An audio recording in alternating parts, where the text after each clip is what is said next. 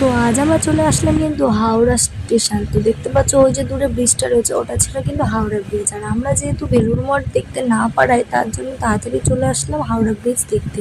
কেননা অতক্ষণ বসে থাকার জন্য কিন্তু ওয়েট করতে পারছিলাম না। তো তার জন্য চলে আসলাম ঘুরতে হাওড়া ব্রিজ। তো কাছেই ছিল, তার জন্য ভাবলাম চলো সবাই হাওড়া ব্রিজটাই দেখে আসার। আমি যেহেতু হাওড়া ব্রিজটা দেখিনি কোনোদিন, তো তার জন্য কিন্তু চলে আসলাম ঝটপট করে হাওড়া ব্রিজে। তো চলো কাছাকাছি যাওয়া যাক, তারপর তোমাদেরকে দেখাবো। তার আগে দেখো বাইরে এতটা রোডের মধ্যে এত গাড়ি চলছিল যে হাঁটাই মুশকিল হয়ে পড়েছিল। তো এক সাইড ধরে কিন্তু আমরা যাচ্ছিলাম।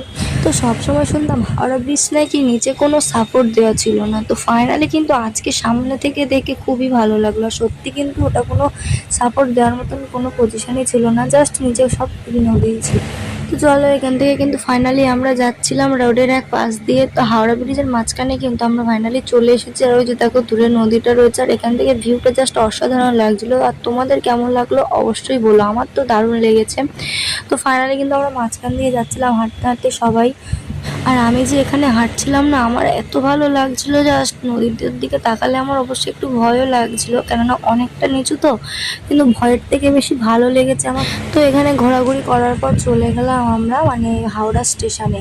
তো ফাইনালি কিন্তু আমরা হাওড়া স্টেশনে চলে এসেছি। আর এখানে দেখলাম এটা কিন্তু ছিল ট্রেন স্টেশন। তো এখানে এতটাই ভিড় ছিল, যেহেতু এখানে প্রায় ছিল তোমার 20টা প্ল্যাটফর্ম। তো তার জন্য কিন্তু প্রচণ্ড ভিড় হচ্ছিল, কেননা সব দিক দিয়েই কিন্তু ট্রেন আসছিল, আর সব দিক দিয়েই মানুষজন ছোটাছুটি করছিল। তো এখানে দেখতে জাস্ট অসাধারণ লাগছিল। ততক্ষণে কিন্তু আমার মুখের হালাত প্রচণ্ড খারাপ হয়ে গেছে, তোমরা দেখে বুঝতে পারছো মুখটা পুরো জাস্ট কালো হয়ে গেছে।